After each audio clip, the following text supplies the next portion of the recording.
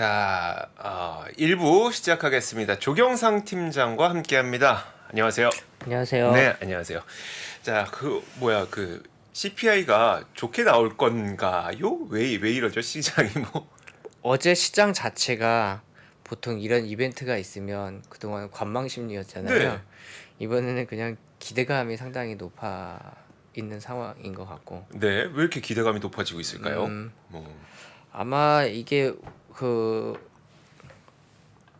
코어나 그러니까 인플레이션 자체가 상반기 이제 작년 같은 경우에 하반기를 기점으로 해서 좀 변하는 부분들이 좀 그러니까 잘 꺾이지 않고 계속 그렇죠. 탄력이 더 붙어서 네네. 올라갔었잖아요. 네. 그런 관점에서 올해 상반기에 움직였던 인플레이션들하고 비교를 오버랩을 해서 겹쳐서 보면은 하반기에는 좀 이렇게 꺾여야 되는 게 맞기 때문에 네네. 오히려 기대감이 좀 많이 형성된 게 아닌가 싶어요. 알겠습니다. 그래서 어쨌든 어제도 시장이 좀 상승 마감을 했고, 네. 그렇죠? 한번 시장부터 정리해 볼까요? 네. 보통 이제 소비자 물가지수 발표가 있고 이제 이번 주부터 이제 본격적인 기업들 이제 소비자 기업들 실적 발표가 있잖아요. 네. 소비자 기업들 우리 뭐 GDP라든지 지표들을 보면 아시겠지만 나쁘지 않을 거라는 기대감이 좀 있는 상황인데다가 인플레이션 소비자 물가 지수도 헤드라인 기준으로 예상치가 3.1 정도 나오고 있기 네. 때문에 그런 부분에 대한 기대감이 높은 것 같고 코어 CPI도 한 5.0 정도로 예상을 하고 있거든요. 그러니까 네. 인플레이션이 어쨌거나 낮아지니까 연준이 금리 올린다고 해봐야 이제 그래 많으면 2번 그래 올리고 나면 끝이잖아. 이제 뭐 있게 이렇게 되면서 기대감이 오히려 더 크게 작용한 날이었던 것 같아요. 네, 그러다 보니까 일단 올랐고 네. 사실 채권 금리도 네. 불과 며칠 전까지만 해도 갑자기 뭐 2년물이 5%를 뛰어넘고 네. 10년물이 4% 뛰어넘고 10년물, 30년물 다 4% 넘어갔었고. 그래서 좀 불안했는데 안정되고 있죠 지금. 네, 맞아요. 어, 지난주에 ADP 민간 고용 나오고 거기서 고용이 갑자기 증가한 부분 하고요. 그 다음에 고용 보고서에서 시간당 평균 임금 이런 부분들 때문에 갑자기 국채 금리가 튀어 올랐죠. 네네. 네, 그랬습니다. 그러니까요. 네, 그러면은 이제 그 ADP를 보고 그 다음에 이제 고용 보고서를 보니까 네, ADP가 좀 뭔가 착오가 있었구나 아니면 약간은 뭔가 이렇게 좀 뭐라고 할까 바이어스가 있었구나라고 하면서 채권 시장도 좀 안정세를 찾은 거고. 네, 네. 알겠습니다. 자, 이런 가운데 메타도 잘 가고요. 네. 엔비디아도 사실 떨어지진 않고 있어요. 네. 우선 메타를 말씀드리면 메타가 이제 트위터와 좀 경쟁을 하려고 네. 내놓은 스레드라고 하는 이제 그 SNS가 이제 5일 만에 1억 명을 가입자를 돌파하면서 네. 이게 좀 먹히는구나 이런 평가를 받아서 좀 지속적으로 계속 상승을 하고 있는 상황인 거고요.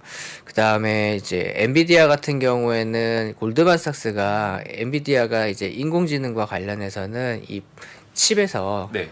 상당한 지배력을 가질 거라고 말을 했고 CT 같은 경우는 AMD가 내놨지만 네. AMD는 글쎄 이렇게 좀 약간 어, 아주 긍정적이지는 않은 평가를 내놓으면서 AMD는 이거하고 좀 반대의 행보를 좀 보여줬던 게 어제의 모습이었던 것 같아요. 그리고 이 뉴스도 있었던데 저는 이게 조금 궁금했거든요. 마이크로소프트와 액티비전 블리자드의 합병 가능성이 상당히 높아졌다고 하면서 네. 액티비전 블리자드가 어제 거의 한 급등해- 10%인가요? 예, 급등했어요. 급등했었더라고요. 네. 무슨 일이 있었던 거예요? 이제 액티비전 블리자드 인수는 이제 영국 경쟁 당국에서도 반대를 했었고요. 네. 이제 미국에서도 공정거래위원회가 이 부분에 대해서 이제 소송을 제기를 했는데 법원에서는 마이크로소프트 편을 손을 들어줬습니다.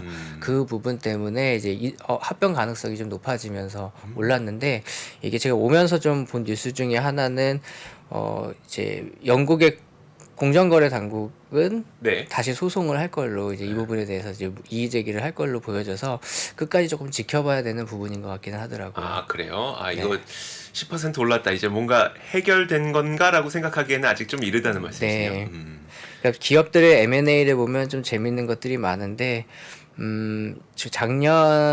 작년이었나요? 엔비디아가 ARM 인수하려고 이제 계속 이슈가 됐던 게 재작년하고 작년이었잖아요. 그랬죠. 네. 네.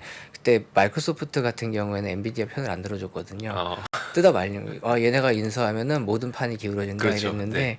액티비전 블리자드 인수하려는데 엔비디아한테 좀 좀 거들어달라고 뭐 이렇게 아. 굉장히 이제 뭐라고 할까요?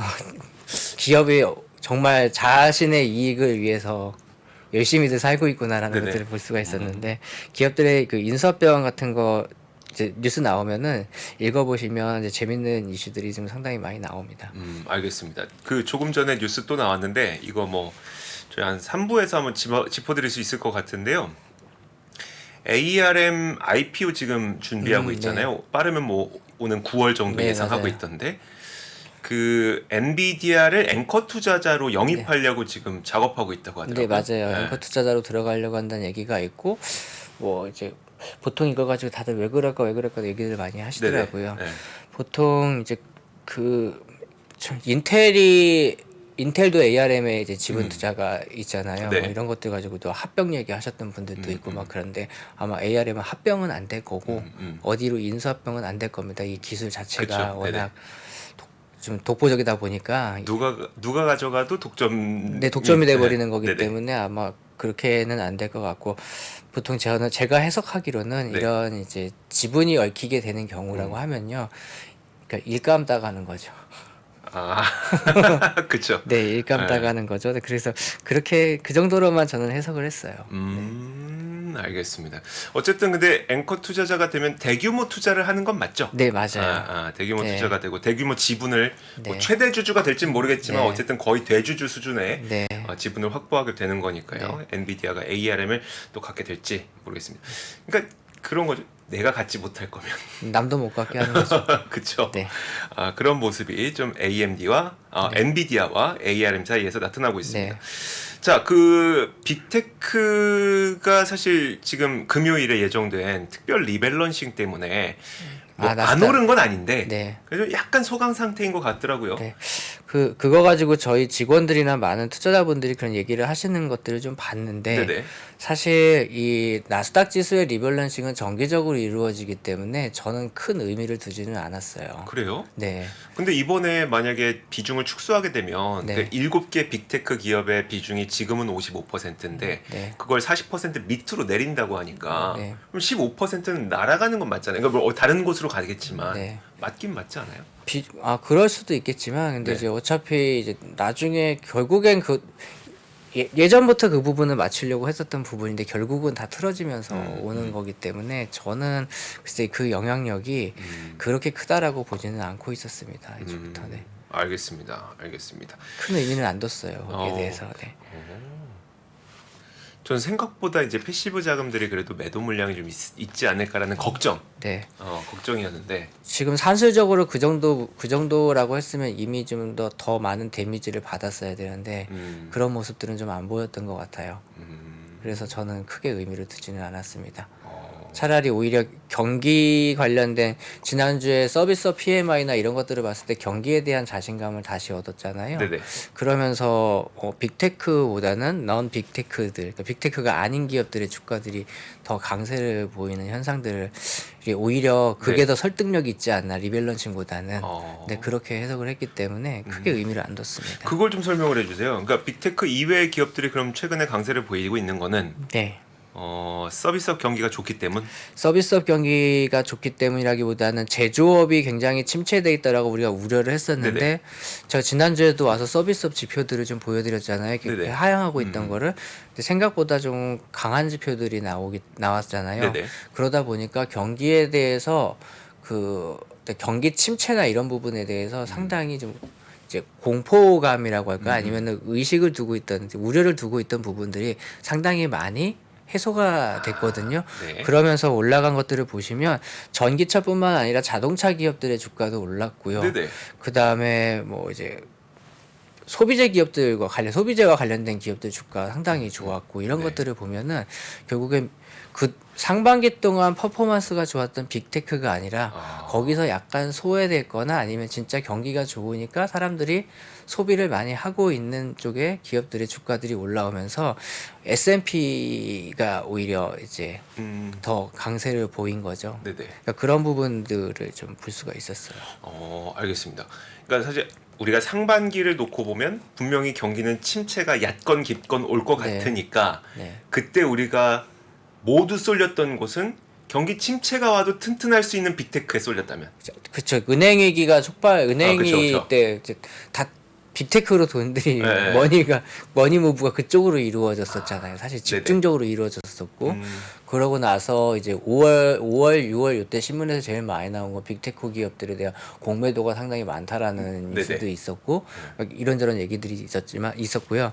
그건 결국엔 다 자금들이 빅테크로 계속 집중되고 있다라는 것들을 얘기를 했었는데 어제 보여준 시장이나 최근 며칠 동안 보여준 시장을 보면요. 빅테크로 자금이 쏠리기보다는 개별적으로 실적이나 이익에 대한 기대치가 좋은 섹터, 특히 자동차 같은 경우도 뭐 리비안이나 이런 데들까지 인도량이 상당히 좋게 네네. 나왔고 이제 GM이나 포드 같은 데도 이제 판매 대수가 상당히 좀 양호하게 나왔잖아요. 네. 그래서 자동차 수요 괜찮네라는 평가를 보면서 이제 자동차 기업들도 주가가 오른 걸 보면은 이게 경기에 대해서 좀 자신감이 있다 보니까 제가 그랬잖아요. 경기에 대해서 좀 우려를 한다 그러면 네네. 임의 소비재에 대한 소비를 안 할 텐데 네네. 오히려 이번 주간 동안 움직여준 걸 보면은 이러한 부분에 대한 좀 약간 주가가 상당히 좀 자신 있게 움직였던 부분들이 좀 보여졌어요. 사실 저도 며칠 전에 최근 움직임이긴 한데 이게 며칠 안 돼 갖고 이거를 뭐 이렇게 공식화할 수는 없겠지만 최근에는 나스닥보다도 다우가 조금 더 잘 가는 것 같다는 느낌을 받긴 했거든요. 다우와 S&P가 이제 좀 괜찮았었던 움직임이 보여졌었어요. 그때 조경상 팀장님이 말씀해 주셨었나요? 이게 누가 말했는지 정확하게 기억나지 않지만 장의성 지점장님이 한번 그 말씀 해주셨었는데 뭐였었냐면 경기가 안 좋을 거라고 두려울 때 빅테크들이 좀 가고 경기가 좋을 것 같을 때는 그 외에 나머지 기업들이 가는 경향들이 있더라. 왜냐하면 경기가 불안할 때는 작은 기업들은 좀 뭐 어려울 가능성이 높잖아요. 근데 경기가 좋을 때는 이 기업들도, 그러니까 작은 기업들조차도 다 같이 하니까 결국 수급이 다른 곳으로 쏠리면서 오히려 빅테크 기업들은 경기가 좋을 때는 약간 정체되는 현상도 과거에 있었다라고 얘기를 하면서 저는 그래서 지금 그런 경기에 대한 믿음이 강해지는 모습 때문에 이런 현상이 나타난 거라면 앞으로도 우리는 좀 다른 기업들로 눈길을 돌려보는 것도 괜찮을 것 같으세요? 글쎄요. 그런 부분들은 제가 진지하게는 생각은 안 해봤고요. 그래요? 네. 아까 장희성 점장님께서 얘기하셨던 부분하고 저하고 약간 생각이 좀 다른 부분을 먼저 말씀드리면 경기가 안 좋을 때 테크 기업들에 대한 베팅이 늘어나는 부분에 대해서 제가 생각한 거는 경기가 안 좋으면 금리를 올리지 못하죠. 네네. 그러면은 금리가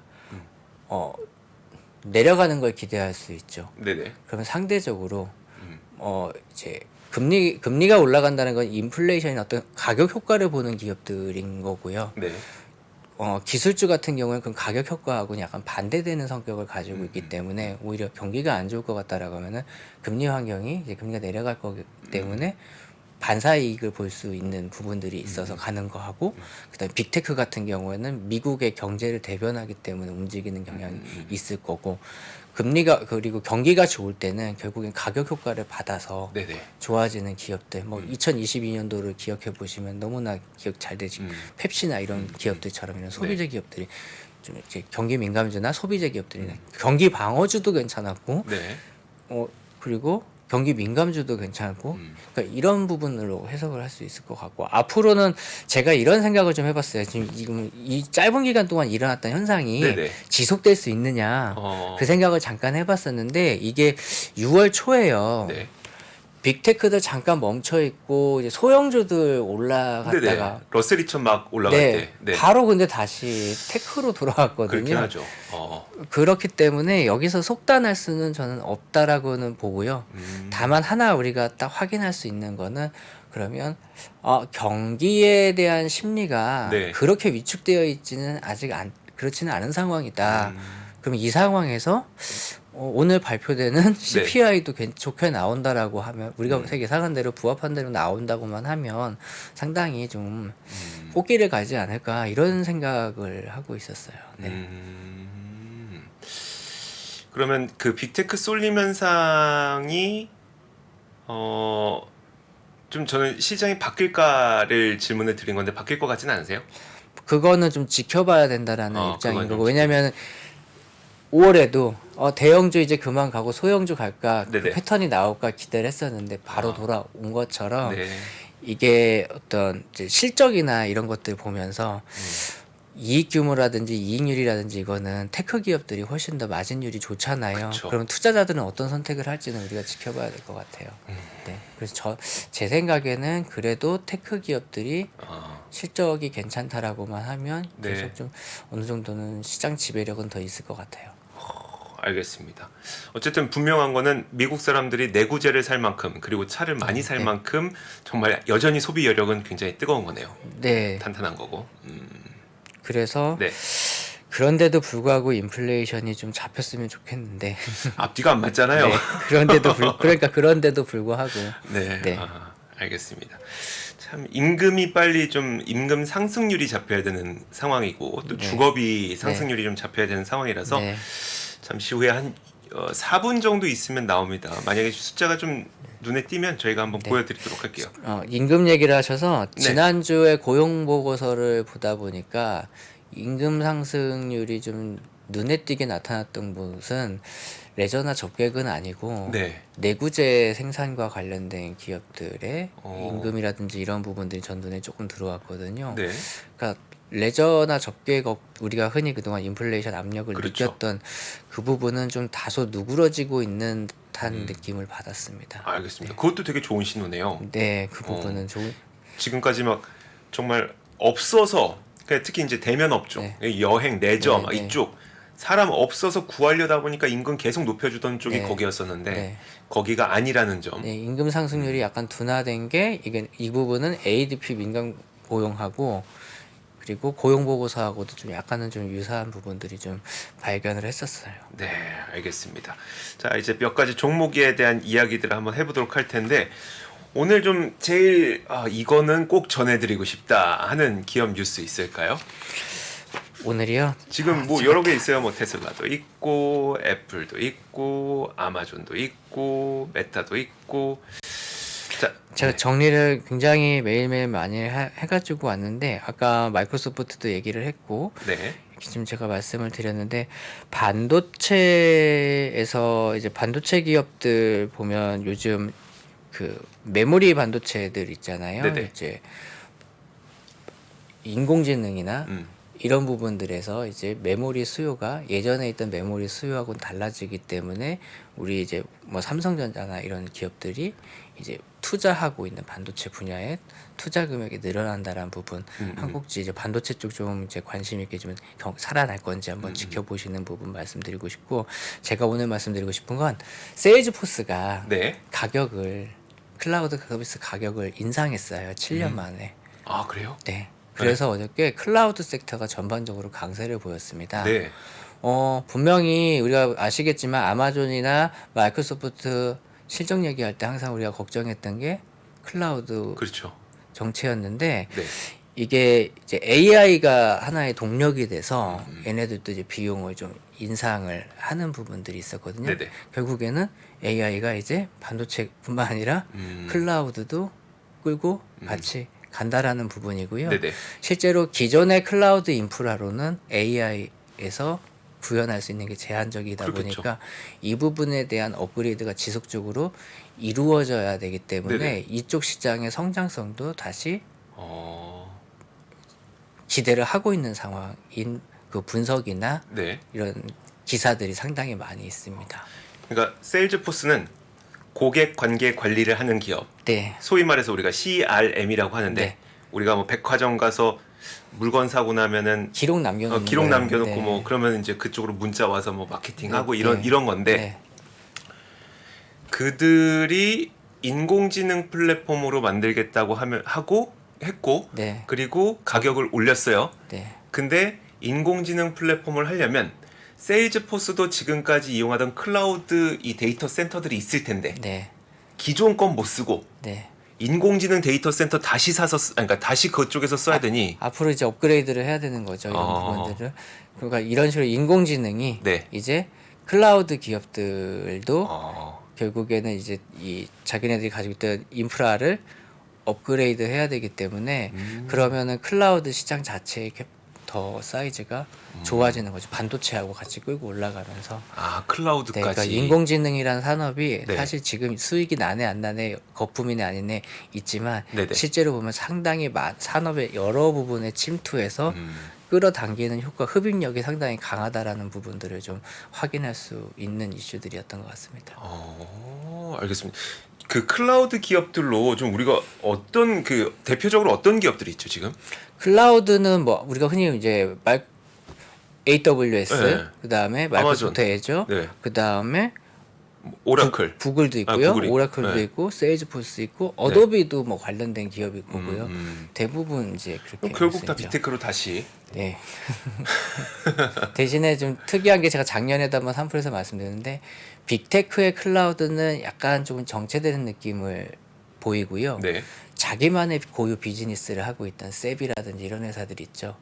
SAP. 네, 얘네들이 오히려 조금 더 괜찮았던 것 같습니다. 알겠습니다. CPI가 나왔겠네요. 자, CPI가 나왔을 것 같아요. 제가 한번 네, 저도. 화면을 열어보도록 하겠습니다. 자, 9시 30분이 됐습니다. 오늘은 6월 4.8 나왔습니다. 코어가. 코어 4.8 나왔어요? 네. 제가 나오는 대로 한번 보여드리도록 하죠. 자, 화면이 저는 보통 그 미국의 노동부 네. 노동부 홈페이지에 들어가서 직접 좀 보거든요. 차트로도 볼 수 있죠. 네, 차트로도 거기서. 볼 수 네. 있으니까요. 지금 엄청나게 많은 분들이 접속을 하고 있나 봅니다. 이게 4.8이면요. 네. 그 코어가 2021년 11월, 10월 그때 수준이에요. 지금 헤드라인은 어느 정도 나왔죠? 3.0 나왔습니다. 3.0. 네. 저 이거 보여드려야 되는데 안 나오네. 오늘 인기가 진짜 많은 거 네. 봅니다.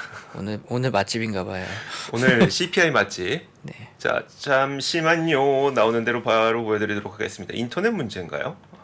접속 문제일 것 같습니다. 오늘. 일단 그러면 제가 읊어드리는 이거 화면 잠깐 보여주세요. 화면 그냥 보여주세요. 이거 웹사이트 이즈 비지입니다 지금. 자, 일단 나온 숫자만 먼저 읊어드리도록 할게요. 그러면 그렇게 해야 되겠네. 제가 접속되는 데까지는 계속 한번 그 재부팅을 해보도록 하겠고. 헤드라인이 3.0 나왔고요. 네. 그 다음에 코어가 4.8이 나왔습니다. 이게 상당한 터닝 포인트일 거라고 대부분 외신들이 기대하고 있었던 수치였는데. 네. 자, 느리지만 지금 로딩이 되고 있어요. 자, 헤드라인은 3.0, 그 다음에 코어 CPI 헤드라인은 4.8, 그 다음에 이걸 월별로 살펴보면, 나왔습니다. 월별로 살펴보면, 전월 대비로는 0.2, 컨센서스가 0.3이었기 때문에 그것도 괜찮습니다. 자, 나왔습니다. 화면 보시죠. 와, 오래 걸렸습니다, 여러분. 자, 일단, 전월 대비 CPI는 0.2였습니다. 사실 지난달이 0.1이었어요. 밑에 보시는 것처럼 0.1이었는데 조금 올라가긴 했지만 시장 컨센서스가 0.3이었기 때문에 상당히 좋은 숫자가 나온 거고요. 전년 동기 대비 헤드라인 넘버를 보시면 여기 보시는 것처럼 3% 나왔습니다. 시장 예상치가 3.1% 내지는 3% 정도였었거든요. 이 정도로만도 사실 JP모건에서는 시장 한 1% 오를걸 이 정도 예상했기 때문에 네. 오늘 정말 지수가 1% 올라가는지 한번 선물은 그렇게 움직이고 챙겨 보시기 비슷하게 움직이고 있네요. 바라겠습니다. 자, 그리고 근원도 한번 봐야 되겠죠. 근원 여기 있습니다. 근원 전월 대비 0.2% 올랐습니다. 근원 CPI도 사실 시장 예상치가 0.3% 오를 것으로 예상을 했기 때문에 이것도 시장 예상보다 훨씬 더 좋은 수치가 나온 거고요. 그 밑에 보이시는 그 전년 동월 대비 근원 CPI는 어디 갔을까요? 여기 나왔습니다. 4.8. 네. 네. 4.8. 자, 4.8%. 이거 눈으로 직접 한번 확인해 보시죠. 바로 밑에 보이는 이겁니다. 이게 전월 대비 0.2% 상승했다는 것과 바로 요겁니다. 자, 이게 헤드라인 CPI 3% 나왔다는 거, 그리고 코어 CPI가 4.8% 나왔다는 거, 이걸 보여주고 있습니다. 여전히 그 교체된 거, 그러니까 그 크로스된 거는 아직 해소가 되지 못하고 있어서 근원이 좀 느리게 빠지고 있다 이렇게 보시면 될 것 같고요. 그 밑에서 어떤 품목이 가장 큰 도움을 줬는지를 한번 살펴보도록 하겠습니다. 사실 이번에 좀 걱정을 했던 게 뭐였었냐면 중고차를 사실 최근에 좀 걱정을 했었어요. 우리나라 뉴스에서는 그렇게 많이 나오지는 않았었는데 그 이유가 뭐였었냐면 지금 보시는 것처럼 지난 4월하고요. 그리고 지난 5월하고 중고차 가격 상승이 4%씩 나왔습니다. 그래서 이거 혹시 약간 중고차 이상한 거 아니야? 그런데 최근에 그래서 메나임 지수도 계속 많은 분들이 팔로우업하고 계셨었죠. 실제로 보니까 0.5% 하락으로 나왔습니다. 이것도 상당히 좋았고, 자 쉘터 한번 보도록 하죠. 쉘터도 기존에 막 0.6% 오르고 0.7% 오르고 0.8% 오르고 했던 게 이번 달에는 0.4% 올라서 전년 대비 7.8% 나왔습니다. 이 쉘터는 제가 직접 한번 차트로 보여드리도록 할게요. 자, 이걸 보면은 눈으로 확인하실 수 있습니다. 저희 3프로TV는 눈으로 확인해 드립니다. 자, 이건 일단 기본 그 CPI 그 헤드라인이고 그래서 3% 나온 거 보셨죠? 쉘터 한번 보도록 하겠습니다. 자, 보시는 것처럼 저희가 한두 달 전까지만 하더라도 이게 손가락 약간 끄트머리 꺾은 것처럼 네, 그랬는데 이젠 확연히 여러분들도 보이시죠? 이젠 확연히 내리막이구나 라는 것을 확연하게 확인할 수 있는 그런 지표가 나왔습니다. 아마 오늘 CPI는 참 좋을 것 같아요. 조경선 팀장님과 함께 계속 이야기를 나눠보도록 하죠. 괜찮네요. 네, 그 정말 아까 말씀드린 대로 네. 경기도 괜찮고 인플레이션도 그러니까. 잡히고 네. 그랬으면 좋겠다라고 말씀드렸는데 근데 결국 이 지표를 통해서 우리가 알고 싶었던 건 7월 금리 인상은 이 지표가 나오든 말든 거의 기정사실이고 그거는 기정사실인 것 기정사실이고 같고요. 네. 그럼 다음 그 금리 인상 시기가 9월이니까 네. 9월 인상할 거냐 말 거냐인데 이 정도 속도면 인상 안 할 가능성도 좀 있겠네요. 저도 그 가능성을 약간 높게 보고 있는데요. 그 이유가 뭐냐면 우리가 월간으로 이제 근원 CPI가 움직였던 거 있잖아요. 네. 8, 9, 10월까지가 상당히 좀 높은 수치로 작년에 올랐었어요. 네. 근데 이번에 보여준 속도 정도로 가면 설령 이제 0.1 정도씩 높다 하더라도 네네. 상당히 빠르게 내려올 수 있는 것들이 우리가 추정이 가능하죠.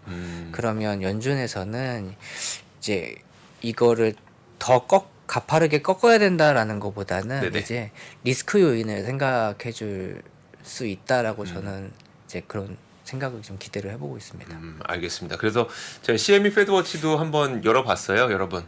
쇼스 퀴즈 가자 이런 분들 많습니다. 자, 일단 오늘 지표는 상당히 좋은데 CME 패드워치 보니까 일단 뭐 여러분들 다 아시는 것처럼 7월 금리 인상 확률은 거의 뭐 75%. 이거는 이제 9월까지 봤을 때 화면 한번 보여주시죠.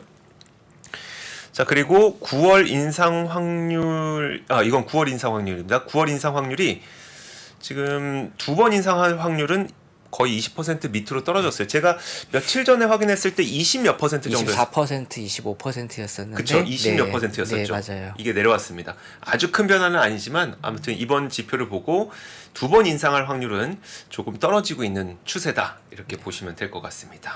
자, CPI 지표도 저희가 최근에는 그 CPI 나오는 날 특별히 많은 분들이 들어오시진 않는 그런 트렌드였었거든요. 네. 오늘 또 꽤 많이 들어오셨네. 저희 지표 보려고. 아까 저기 네. BLS도 막힌 거 보시면 얼마나 이번에 그 상당한 이게 그 이번에 나오는 지표로 방향성이 어느 네네. 정도는 확실하게 자리를 잡을 수 있을 그러니까요. 가능성이 높았던 상황인 거고 그쵸. 그리고 2번 올릴 거냐 한 번만 올리고 말 거냐 이런 갈림길이었죠. 기점에 있는 상황이기 때문에 네. 상당히 중요한 데이터죠. 물론 지난주에 고용 보고서에서 시간당 평균 임금 높게 나왔을 때 네네. 이제 굴습이 이제 총재가 말한 네네. 거 아무도 안 듣고 그냥 시장 막 하락했지만 네네. 그래 뭐 한 번의 수치는 중요하지 않다 뭐 그쵸. 이랬을 텐데 지금 같은 상황에서 한 번의 수치가 또 방향성을 확인할 만큼의 의미가 있는 것들이니까요. 네네. 제가 그런 면에서 봤을 때는 오늘 같은 날은 정말 다들 관심을 가졌을 것 같아요. 알겠습니다. 다행히 이렇게 관심 많은 날 상당히 그래도 호의적인 네. 수치가 나왔습니다. 바라던 대로 나온 네. 것 같습니다. 여기다 경기는 꺾이지 말아줘야 되니까 네, 앞으로 네. 나오게 되는 이제 일단 내일 또 PPI가 나와요. 일단 네. PPI도 보셔야 될 것 같긴 한데 어쨌든 그 CPI, PPI 보고 그 다음에 나오는 뭐 제조업 지표라든지 이런 경기를 나타낼 수 있는 그런 지표들 여러분들께서도 좀 보셔야 될 것 같습니다. CPI가 CPI하고 네. PPI가 이제 취합이 되면 어느 정도 이제 PC가 추정이 되기 때문에 네네. 이건 내려갈 거라고는 좀 보는 것 같고 음. 대신에 이제 여기서 개인 소비 지출이 네. 꺾이면 안 되겠죠. 네, 버텨줘야지. 개인 소비 와 진짜 어려운 거 하네요 지금. 연착륙이라는 게 그래서 힘들다고 한 거였더라고요. 네네. 처음에는 막연하게 작년에 방송 나오면서는 연착륙을 했으면 좋겠습니다. 네네. 저도 그냥 그랬었지만 이제 그 확률에 다가가면 다가갈수록 네. 이게 쉬운 게 아니라는 거. 자 물가는 꺾이면서 개인 소비 지출은 또 안 꺾일지 그 네. 어려운 걸 정말 해낼지 이번 패드가 해낼지. 해낼지 한번 보도록 하겠습니다. 자, 저희가 뭐 시장 전날 어떻게 흘러왔는지 주요 뉴스가 뭐가 있었는지 살펴봤고요. 그리고 조금 전에 나왔던 CPI 지표도 간략하게 한번 리뷰를 해드렸습니다. 조경상 팀장님과 함께했습니다. 고맙습니다. 감사합니다. 시간이 흘러도 변하지 않는 여러 가지 원칙과 사고 체계는 존재하거든요. 대가들의 사고 체계, 투자 기법이 아니라 생각의 방법. 그런 거를 분해를 해서 재구성을 해서 하나의 어떤 틀로 조합을 하는 과정이 필요한 것 같다. 라쿤 자산운용 홍진채 대표의 거인의 어깨에 19년간 초과 수익을 달성한 그가 어떻게 주식 대가들의 투자법을 활용했는지 이 책에서 최초로 공개합니다. 대가들의 검증된 투자법을 여러분의 눈으로 직접 확인하시죠.